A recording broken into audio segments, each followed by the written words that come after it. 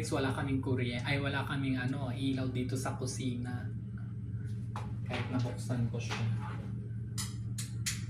Wala. Yung gumagana lang is yung nandito sa may sa may lutuan. Ewan ko ba kung bakit nawala yung yung ilaw. Tapos hindi nila ni-report agad doon sa sa tagabantay para naibilhan man lang. Saan guys, tawag dito, nakauwi ako late na. Anong oras na pala? Mag na ngayon, magto 2:30 na. Ang haba. May mga customer kasi pa kanina. Kaya ang gabihan ko lang guys, kasasain ko pa lang. Nagsaing ako ng kanin. Tapos, ang ulamin ko is magsi-century tuna ako. Ito lang, dilata lang. Mabilisan lang siya. Tapos ito, ihahalo ko siya. Tsaka to. Tsaka may kamatis. Yan. Tsaka may onion siya. Kaya ito lang talaga yung magiging gabihan ko na naman guys. Mabilisan. I-prepare ko lang siya. Gagayat-gayatin ko lang siya guys.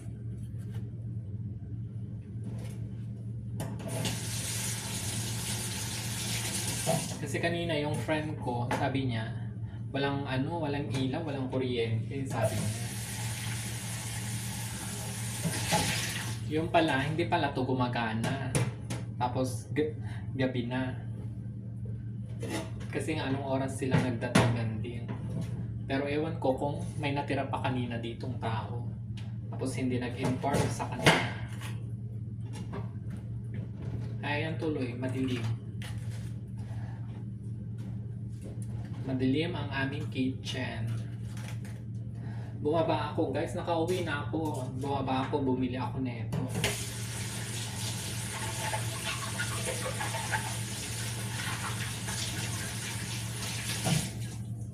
Kaya ako bumaba.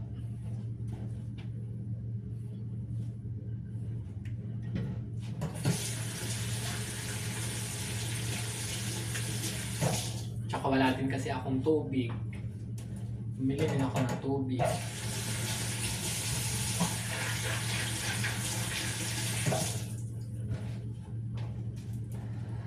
Ay, napagod ako guys. Anong oras na? Out ko na dapat kanina eh. Kaso may dumating na mga customer. Siyempre ginawa ko. Sayang din kasi guys pag hindi ko ginawa. Porsyentohan kasi ako. Kaya kailangan kong gawin. Saka yung amo ko baka mamaya magtampo na naman na hindi ko gawin. Siyempre, sabihin, customer. Kaya ginawa ko pa din. Kaya yan tuloy, late akong nakauwi. Anyway guys, ganyan talaga. Kasi kailangan natin ng kaperahan. Sayang din kasi yung porsyento. Hiwa-hiwain ko lang to guys.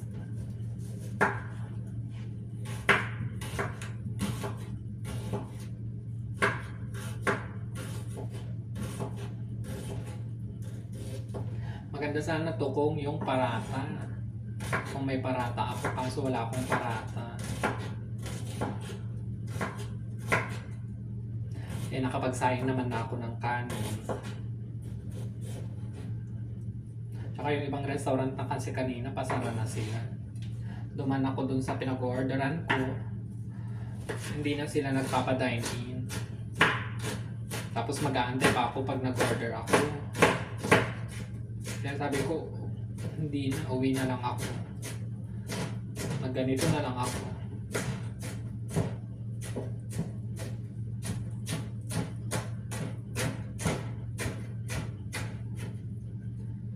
Kasi umuwi pa ako mismo dito sa bahay kanina. Chinek ko pa kung talagang walang ilaw. Kasi baka kung bibili ako, tapos hindi ko maluto. Yung kung bibili ako ng isda or karne, Siyempre, mapipraser na naman. Nagiging frozen na naman. Ayaw ko pa naman. Kaya sabi ko, ito na lang. Mas mabilis. Tsaka minsan-minsan lang din naman guys ito. Ang lakas ng hingal ko. Pagod ako.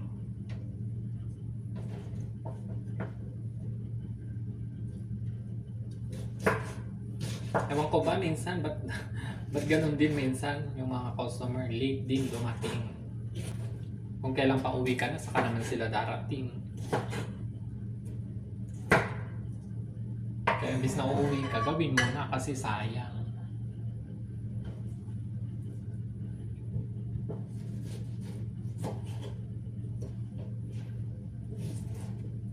Sayang yung porsyento kasi minsan may time na walang masyadong customer. Kaya gawin mo na lang. Ganon. Sayang din kasi.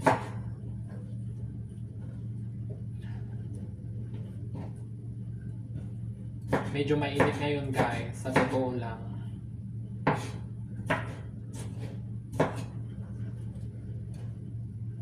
Nung lumabas ako kanina, medyo sumakit yung ulo ko. Buti na lang nung pagkarating ko dito sa bahay, hindi siya masyadong sumakit. Nawala na.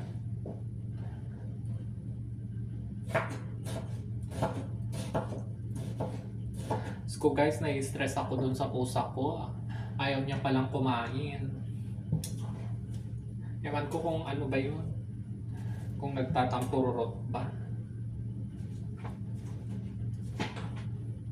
Kung pinagalitan ko.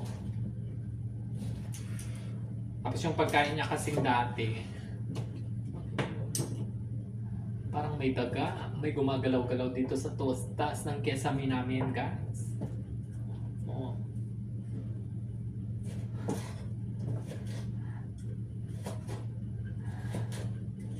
Parang may daga nga.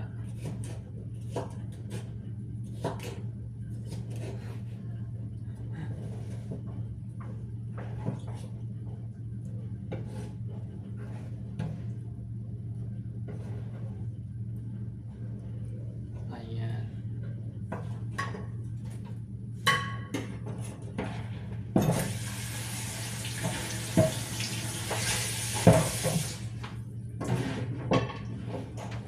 Kain tayo ng late. Late na tayo kakain. O, nagdatingan na yung mga yung mga lola natin. Ito na siya guys.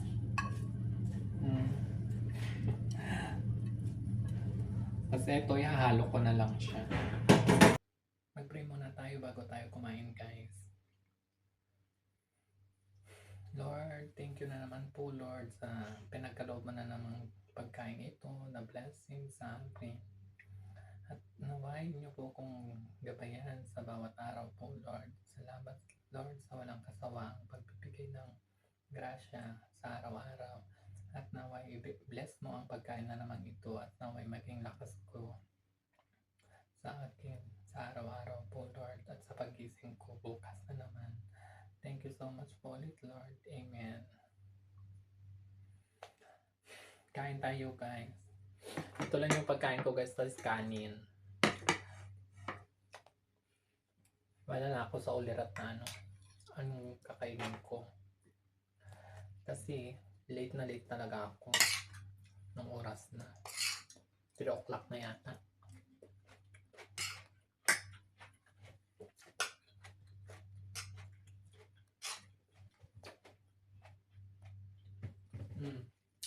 Restless na nga.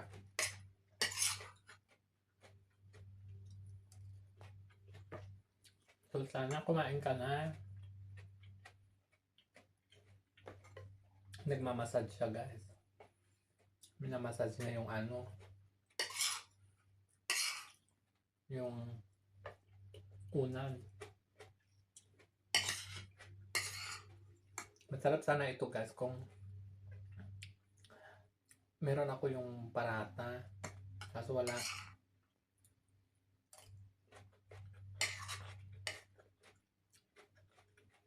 Sa baba ng building, wala din naman.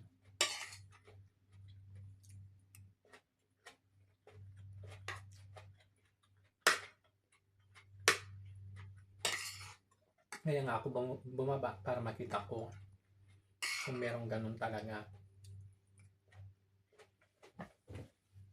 Kaso wala eh.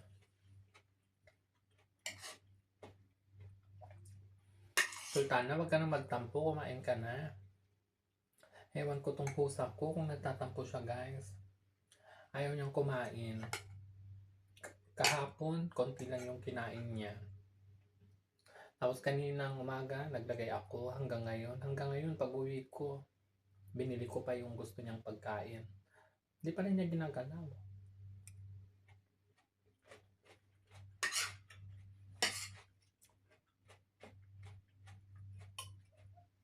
Tapos feeling ko parang matamlay siya. Feeling ko parang matamlay siya. Kain tayo, guys.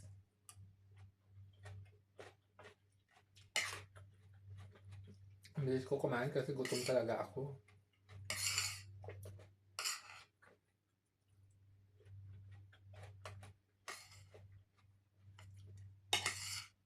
Kasi kung mag-order pa ako, mag-aantay pa ako ng 20 minutes.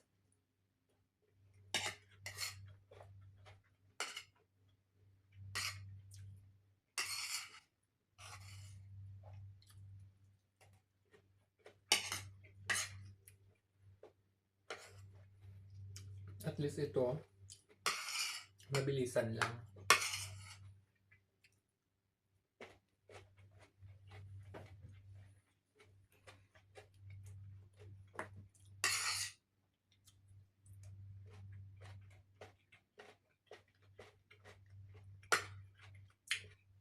Yan nyo guys, masarap din naman to. Para siyang, salad.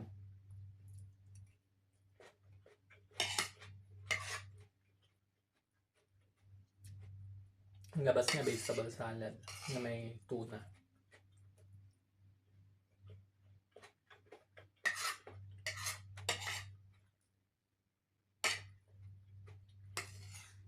Ngayon lang ako ulit nag-ulam ng dilata.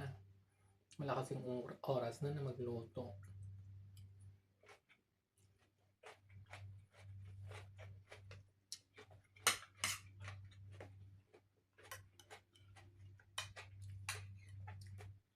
Pag maaga akong magising, makakapagluto ako. Mag-order ako, pa-deliver ako ng lulutuin.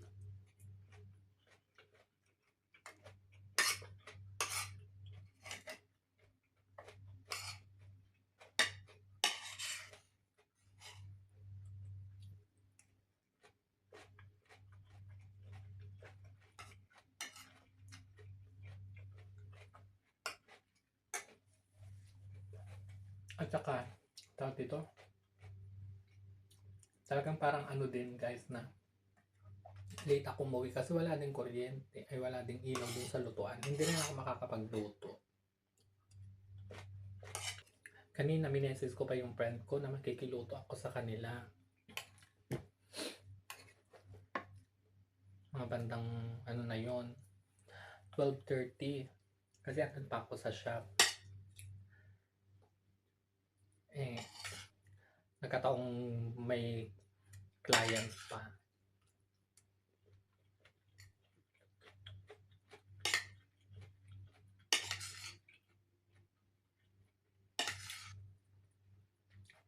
Kaya ginawa ko siya. Sayang din kasi.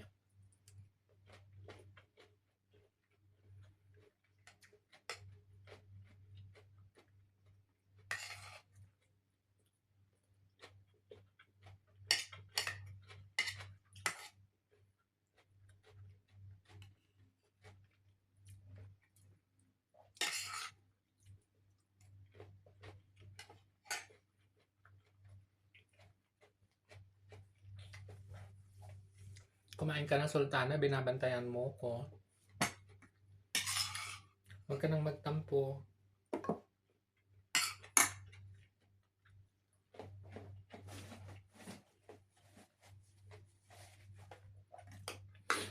Bakit ka ba nagtatampo? Bukas yun, yung friend ko magtatanong yun. Bakit hindi ako nagluto sa kanila?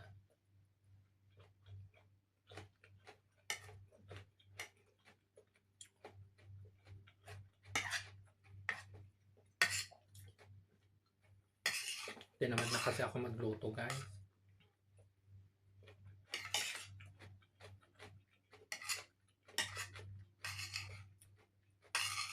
Tsaka late na.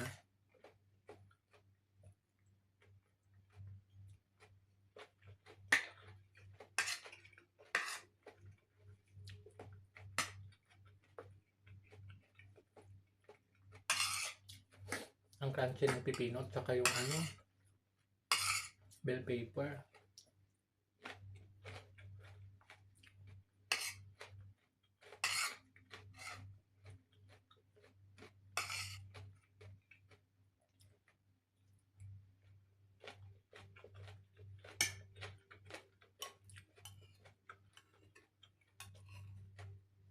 Maubos ko siya, guys.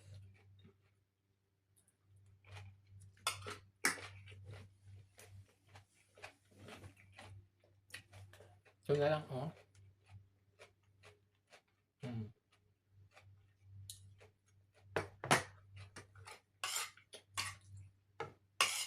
Katalawang sandok din ako ng kanin.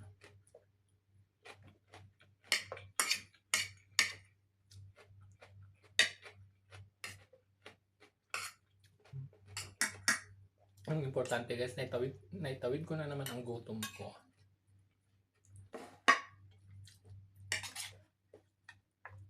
Para at least may laman yung tiyan ko bago ako matulog. Simpleng pagkain. Masarap siya.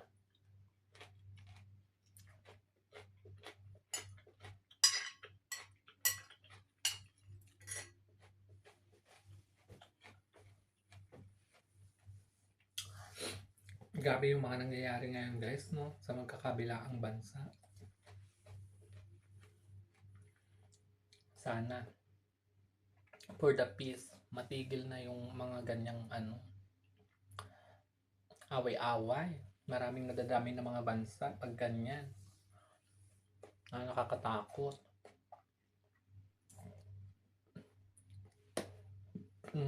Lumikay na ako, busog na ako, guys.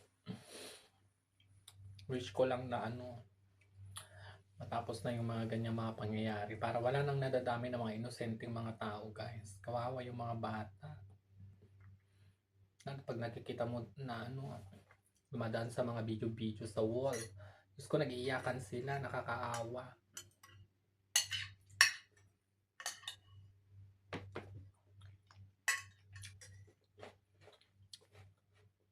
Hindi nila alam ang ginagawa nila.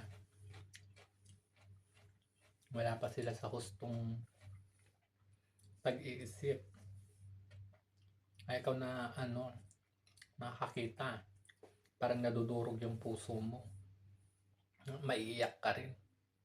Pag nakakakita pa naman ako ng ganun, guys, yung para akong sinasakal. Para akong sinasakal na tawag dito, parang hindi makalabas yung ko kasi ka sa mga nangyayari. Naawa ka dun sa mga bata na maiiyak. Diba? Kaya sana matigil na yung mga nangyayari. Para wala nang nadadamay. Sana magkaroon na ng peace lahat. Para peaceful na lang. Salamat ulit, guys. Pa-like and share na rin, guys. At saka comment. Salamat sa always na nanonood. Sa parating andyan. Thank you sa pagsubaybay sa aking mga vlog. Kahit na, ito na naman, ulitin ko na naman kahit na simple-simple lang. Pero salamat lang, guys. Thank you ng marami. At mag-ingat kayo parati para walang nagkakasakit, walang nangyayaring masama, ganun. Pray lang, laban lang. Kaya natin ang laban na to. Ingat kayo parati. Love, love, love.